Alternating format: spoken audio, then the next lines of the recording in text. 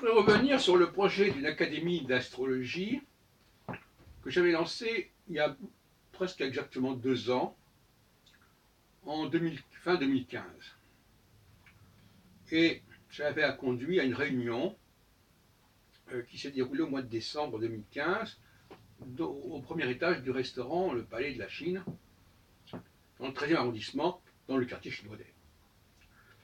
Et on avait fait venir un certain nombre de personnes, le regretté Guy Taillat, par exemple,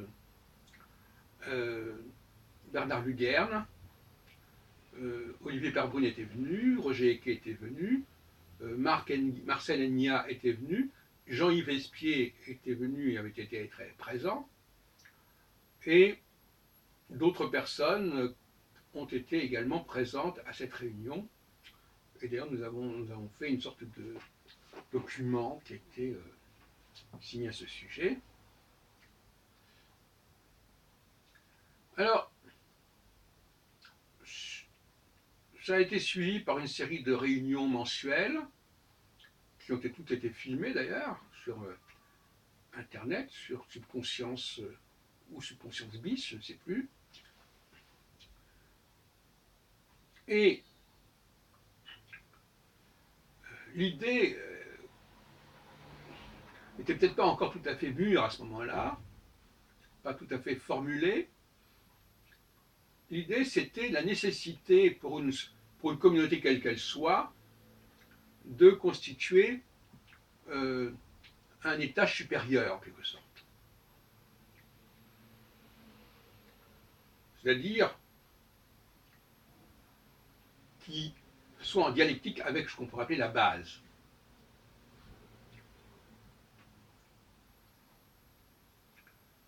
Aujourd'hui, cet étage supérieur fait largement défaut. Et les colloques qui sont proposés sont des colloques de bas de gamme. Il faut dire les choses très clairement.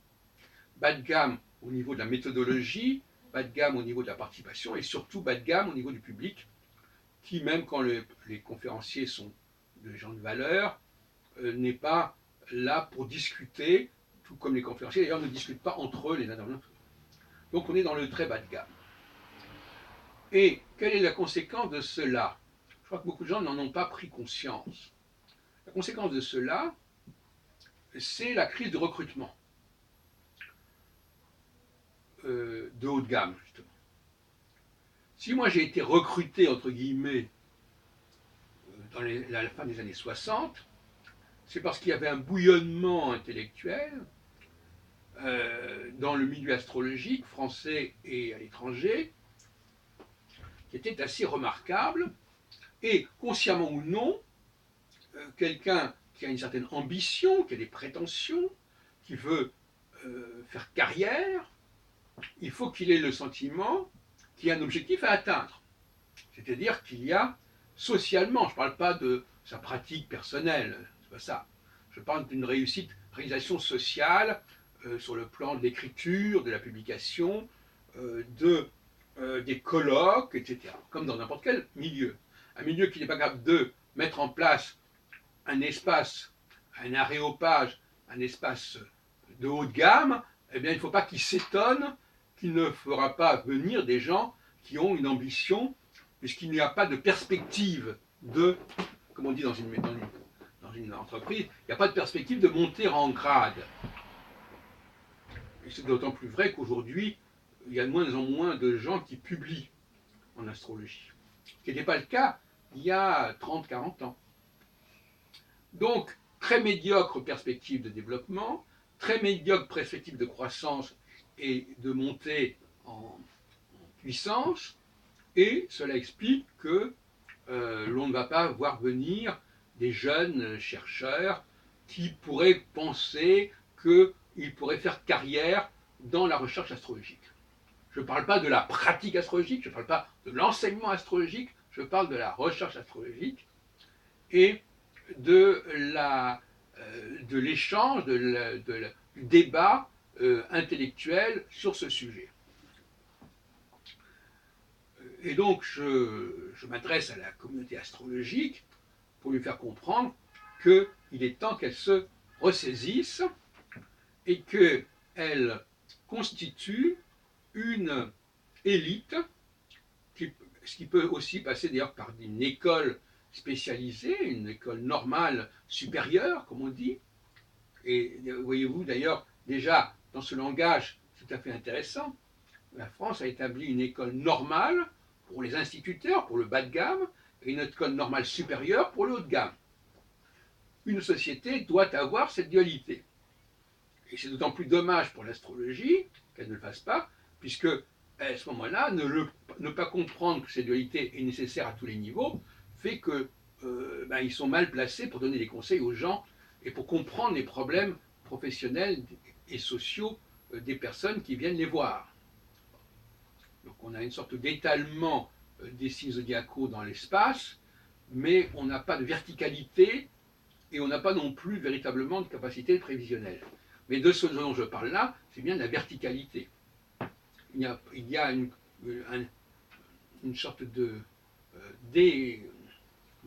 d'affaissement de la verticalité, de nivellement par le bas, et il faut reconnaître que ça s'est produit, comme je l'ai déjà dit ailleurs, ça s'est produit à partir dans le courant des années 90, c'est-à-dire en gros depuis une bonne vingtaine d'années, avec des colloques qui, au lieu d'être des colloques de chercheurs comme ceux qui existaient jusqu'alors, où le public n'était pas admis, où même les élèves n'étaient pas admis, et qui rassemblaient un grand nombre de chercheurs, plusieurs dizaines, ce qui est beaucoup tout de même, et on est passé à 5 ou 6 intervenants parlant devant 200 personnes qui sont des gens de médiocre qualité et de médiocres exigences scientifiques et intellectuelles.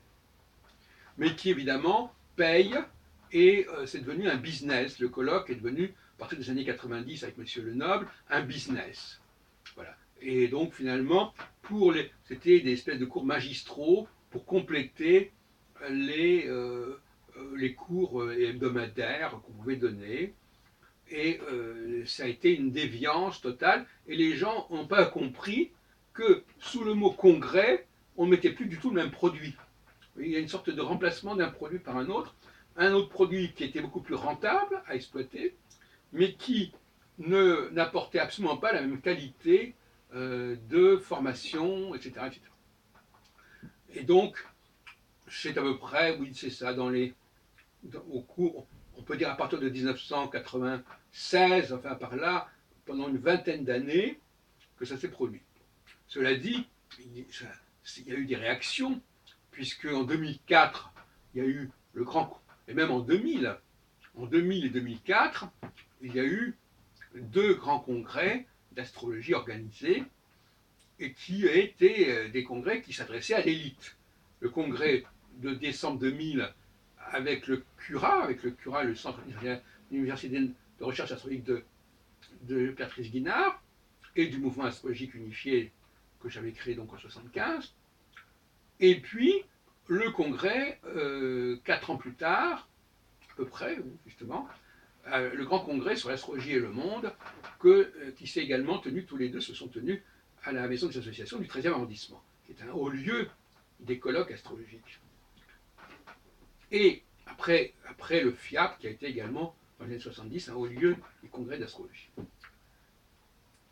FIAP qui se faisait dans le 14e arrondissement. Donc 13e, 14e arrondissement sont des hauts lieux, sont des arrondissements marquants pour la vie astrologique française et parisienne en tout cas.